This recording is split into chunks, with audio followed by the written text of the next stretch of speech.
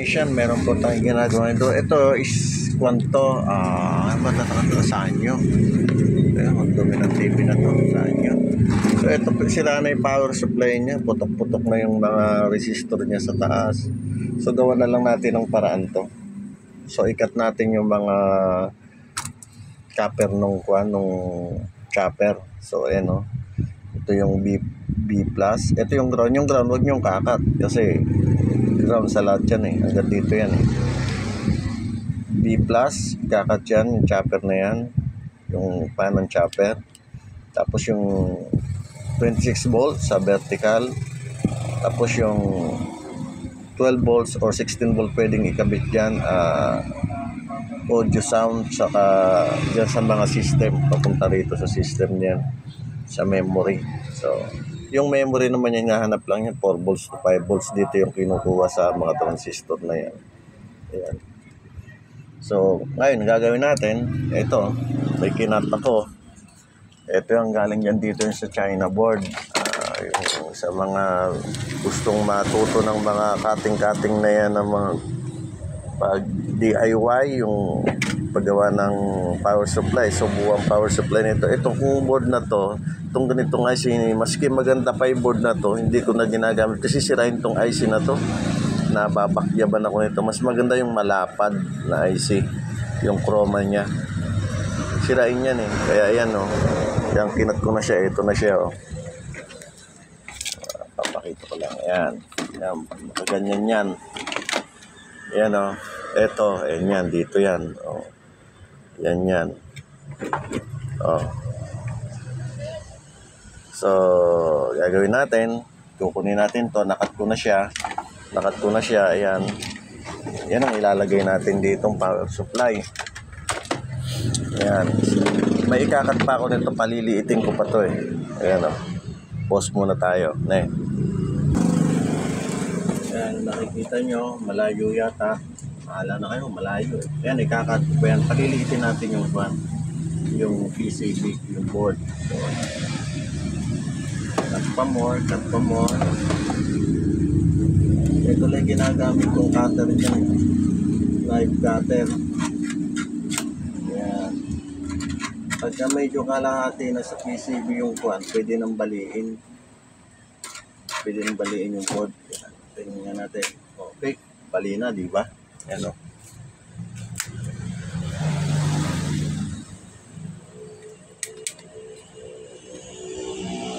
May pompa.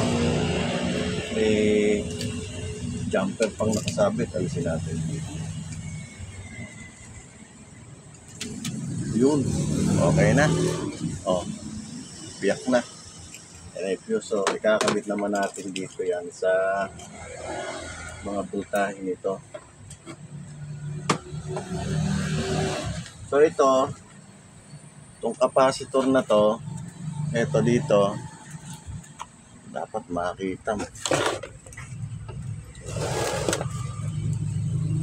Okay. Ayan, maliwanag. Shhh. Alaga ako. So, ito yung negative. Ito yung positive.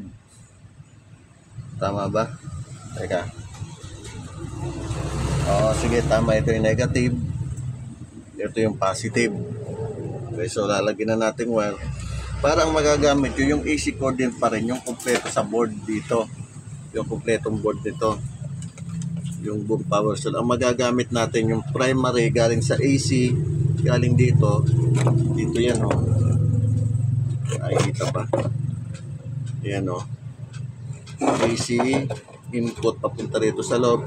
Gagamitin nyo rin yung degaucer. Yung degauce para pag salpak nyo ng degauce, ito na degauce, iisa lang yung socket, tamang-tama. So ngayon ilalagay na natin, i-connect na natin yung sa capacitor.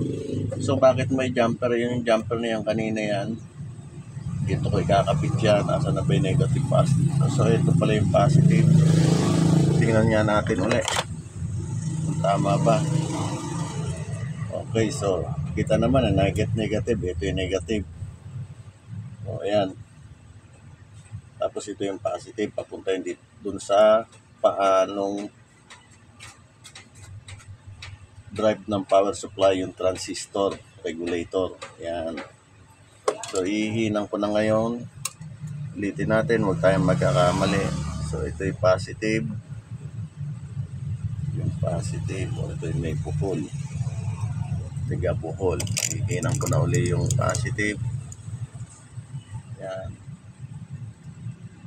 Yan. So sunod naman po ay yung negative. Dito natin yung ihinang. Ayan, kung makikita po ninyo. Yan yung negative. So ihinang ko siya. Saan ko ba siya ihinang?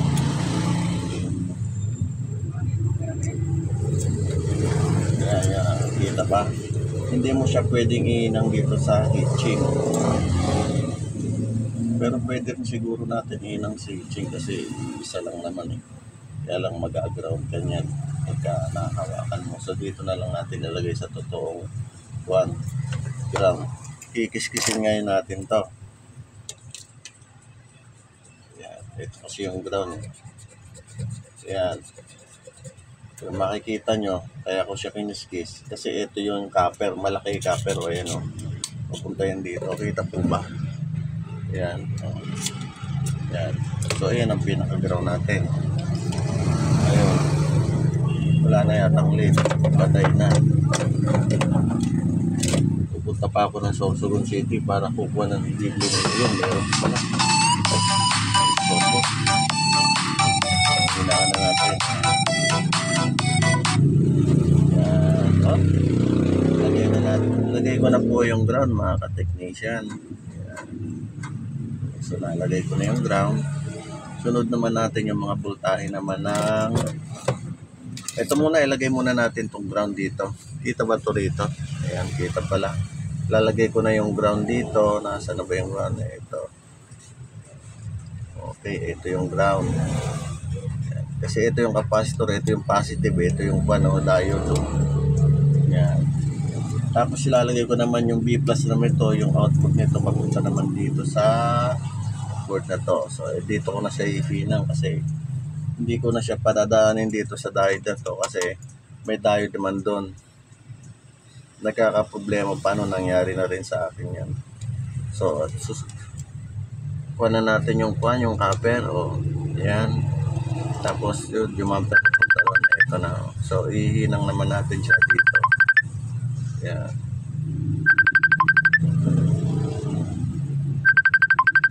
Nagbablog ako, wag ng tawag ng tawag.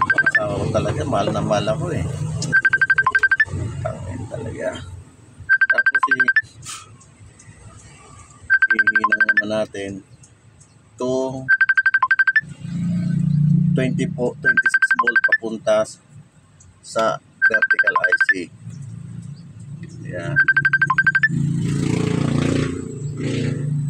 Saan ba yung 26 volt? So ito yun, pangalawa. Ground, B+, o ito yon 26 volts.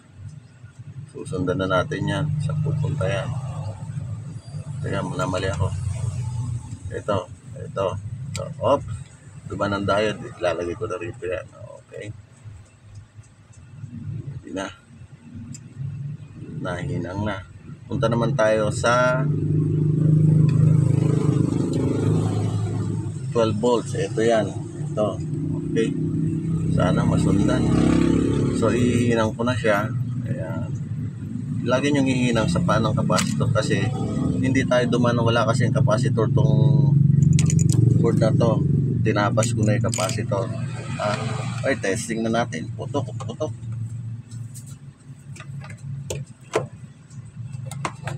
So meron po ako ritong series muna tayo. Yung series na ako, voltahe po natin kung meron. Okay, so 110 volts. Okay, so wala naman umusok. Gawa nung naka-series ako, yung po yung series ko, yung ilaw na yun, no? Pag inalis ko yung ilaw na yan, alisin ko, ayan, no? Wala nang voltahe yan. Okay, balik na natin sa 220. Tingnan natin.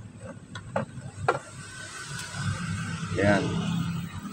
Yun, ang voltahe po, nakikita nyo voltahe 110 volts. Tignan natin kung may ikwa na. Kung nangyari na, kung ano na nangyari o palpak ang pagkagawa.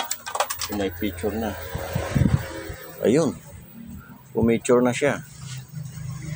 Ilagay natin sa audio video. Pindot audio video. Nako. Nako, nawala. Ayun, meron na siya. Timing na timing. Gutom na rin ako. So, kakain muna ako. Ewan ko kung nandiyan yung motor ko. Iniwan ako ng technician ko. Sige na po, bye-bye na. Sana may natutunan kayo rito sa munting conversion ko. Salamat. Bye-bye.